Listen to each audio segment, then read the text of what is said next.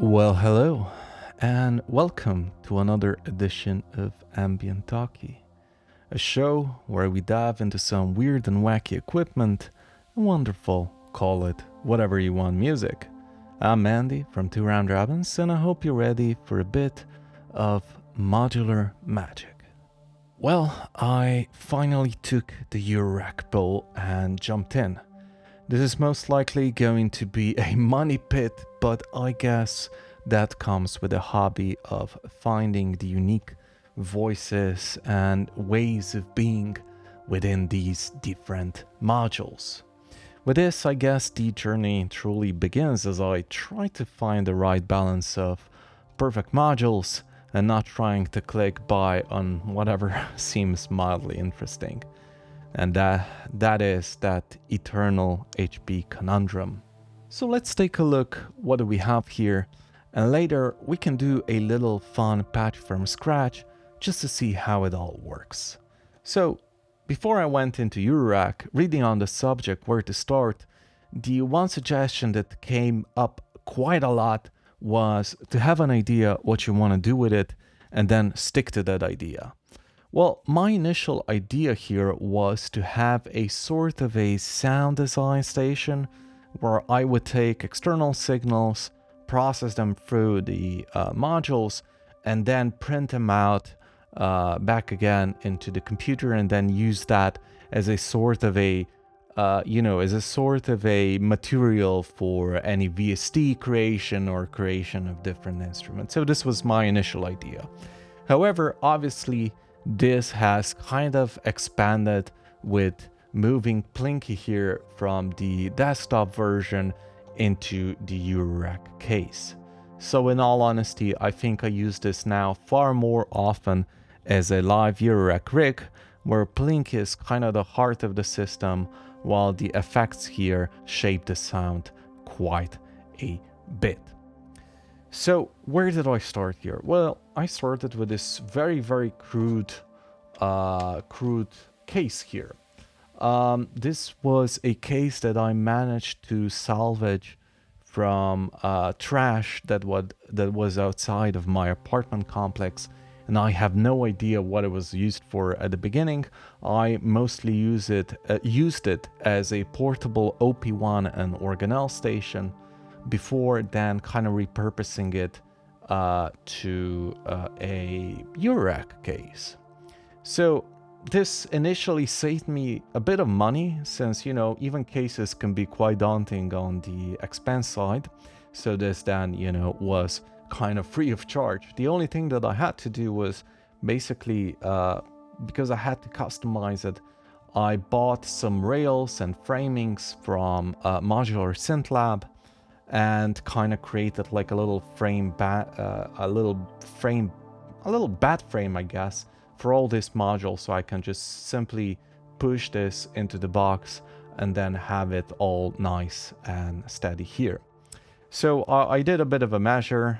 It's 66 HP with 3 U on this side down here for these modules, and then I have 1 U IntelliGel size row here. So this is basically how I kind of designed, doing it in modular degree, trying to plan out how to do it correctly, and in order not to screw myself too much. So of course the 1 euro here is mostly just utilities here. So let's just talk about these a bit here. So we have the Befaco stereo amp, which is just used to route the line signals that are coming from the outside, and then converting those into EURORACK levels, and then these EURORACK levels can then be reprocessed here, and then I can get whatever I want into it, which was the initial plan, of course. Then I have a clock divider. This is a very small clock divider from Cavysynth. It basically uses the clock from Plinky, and then it divides it in the division of 2, 4, 8, and 16.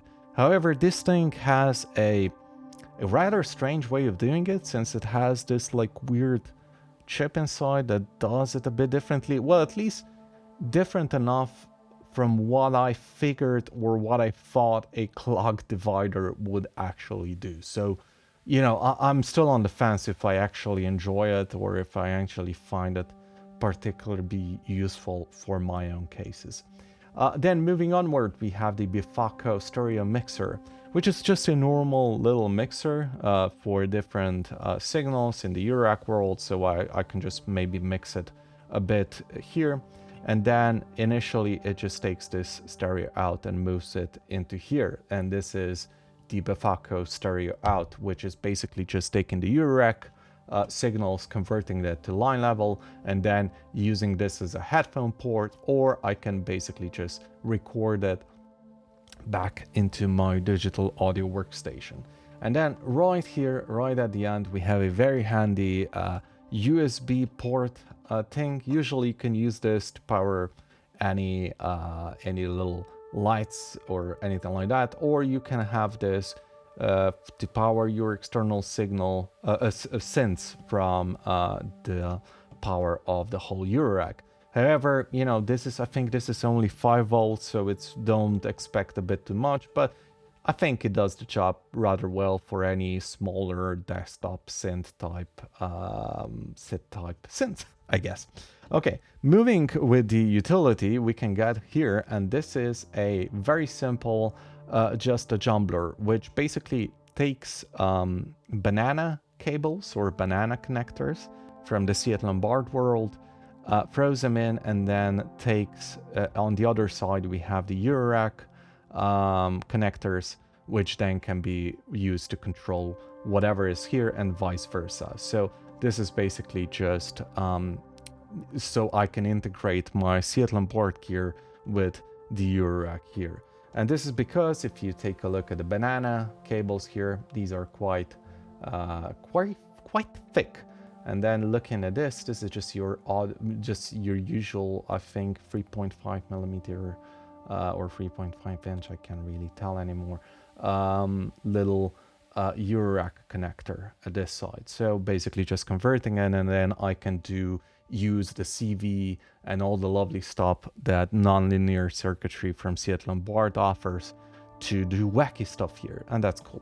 Then we have the power. This is just a power module, which basically gives me enough power to power all of these up. So I needed this in order just to use this, of course. You know, I think it is around 4 HP. So not a lot, but you definitely need this if you want to use anything here. And then we come to the interesting part. I want to mention Plinky here, since we already had a episode where I did a rundown on this particular synth. However, now that I moved it to EURORACK, it really serves the purpose a bit more than I was used to in just the desktop version. However, all of these, which I use for oscillators and sample playback and all that, are then processed through these things here. So this is the Bluecutch Endless Processor, which is my little drone machine here. Basically, it's a dual infinity processor, which was the module that would give me the sustained note.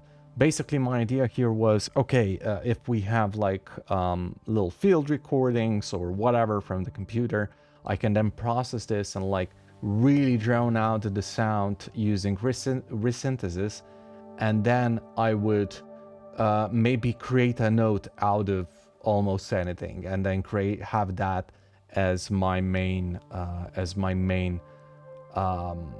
material to create something that would be played in a sampler or a digital audio workstation or whatever. Basically, this was my go-to module when I thought about creating a sound processing and sound design kind of a station. Then moving onward, we do have Mojave. This is by Qubit, and it's a live granular processor. It's a very fun module, and mostly my idea here was, okay, if we have drone here, maybe this could add a bit of rhythmic movement by granularly resampling that and then creating something unique. So this was my idea. Now I mostly use it to really live process different stuff. May it be just coming from the outside of the case, or from the oscillators and on the Plinky side and on the endless processor and yada yada yada. The thing is, obviously these were the ones that I took first, and now when I added this, it just kind of made everything a bit more sensible, because obviously if I wanted to create more sound, as I would need an oscillator as well. So this offers quite a lot of oscillators, quite a lot of sample playback and stuff like that. So this is then used to send signals into the endless processor and Mojave, and then, you know, get some interesting results in that. So with this, I mostly use this thing now as a live case. With the band, I take a lot of sounds from this and a lot of samples from this, and then kind of use it in between songs just to create these atmosphere, because it's very quick, it's very intuitive, it's very here, and it's very on the hand, so it feels physical. And then if you take a look here, we do have like a little empty space. Well, I'm waiting for Monom's Crow so I can maybe integrate Norse into this whole process, and then maybe even use Norse to control Seat Lombard stuff with the use of this jumbler. So yeah, that's more or less it when we talk about the tour of this. As you can see, there's not a lot of stuff when it comes to modules that are actually kind of more intuitive in what they do. But basically, you know, this is because Plinky is quite HP heavy. It's quite a bulky little synth here, but for now it works rather fine. So what I think we should do now is basically try to create a little patch from scratch. So just see something very simple, something that would give us a bit of a feel what this whole package does.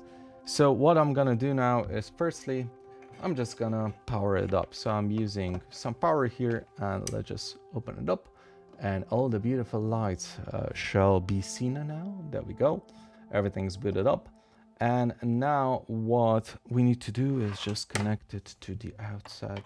Oh, there we go. Well, maybe a bit differently here, because I do have a lot of cables. There we go. We have it here. So we're recording everything. And now, obviously, we don't hear any sound because we do need to patch stuff. And I'm gonna be honest, I'm gonna go extremely simple. I'm just gonna take the outputs of these into the endless processor. So Plinky out into Bluecatch in. Without using any of the mixing, I'm just gonna do a little serial connection here with the Mojave. There we go. And we got it here, and then maybe go here.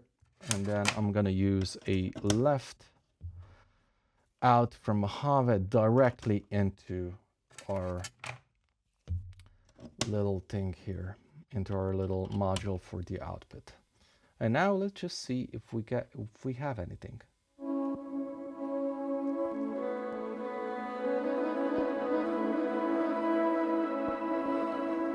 So what we have here is basically just some samples that I use in between the songs when we play with the band, and these are just then little interludes to be created. So I basically just took it from our songs, chopped them up, and then created using Plinky's granular synthesis.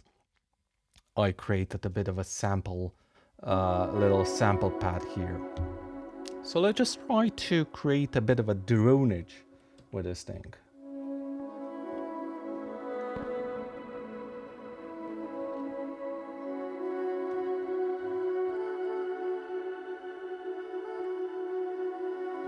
Let's see. So I recorded it then, and as you can hear, it is a prolonged note. So I'm just gonna move to the other channel.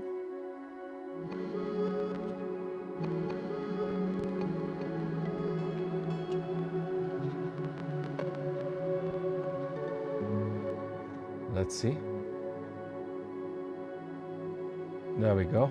We have some lovely dronage.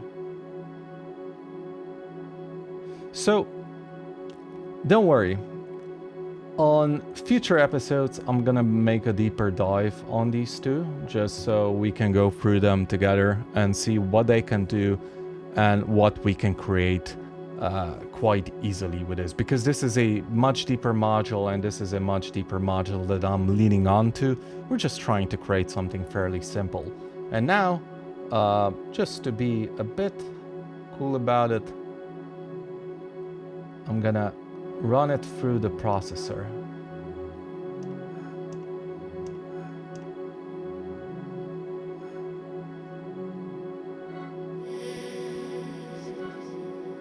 You can hear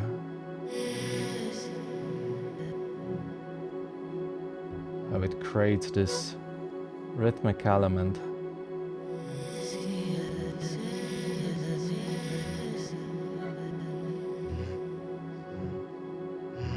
Maybe we can even try to move it to a higher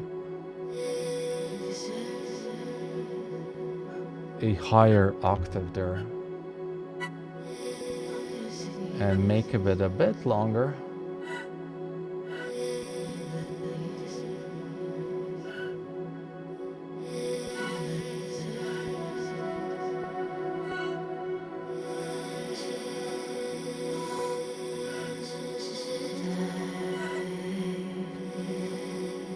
And we can even capture it in. So there we go. And I'm just gonna move it. I froze it just so I can move it safely to the other octave. And maybe use a bit of a drift. So now it's moving through the buffer a bit more randomly.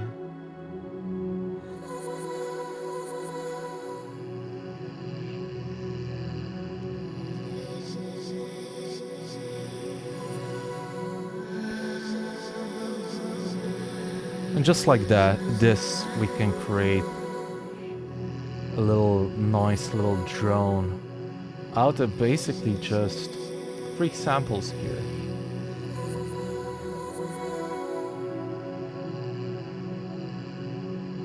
And just like that, I think we got something.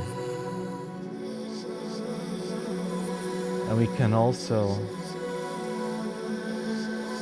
So let's sustain this voice now.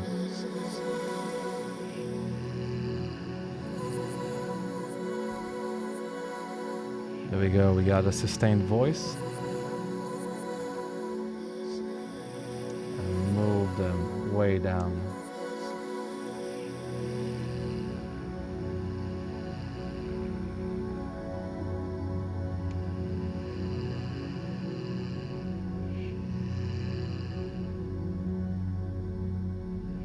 And there we go.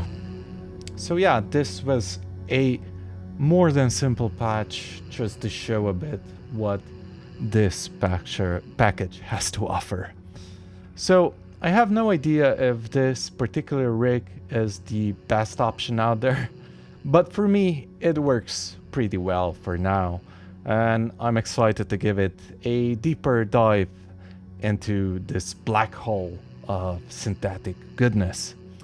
So I guess let's just give it a chance, see if this works out or not. If you enjoyed this video, do subscribe, give a thumbs up and a comment down below if you haven't done so already. But most importantly, what I can say is, do have a great rest of your evening, morning or afternoon, whenever you might be watching this. And I'll see you next time.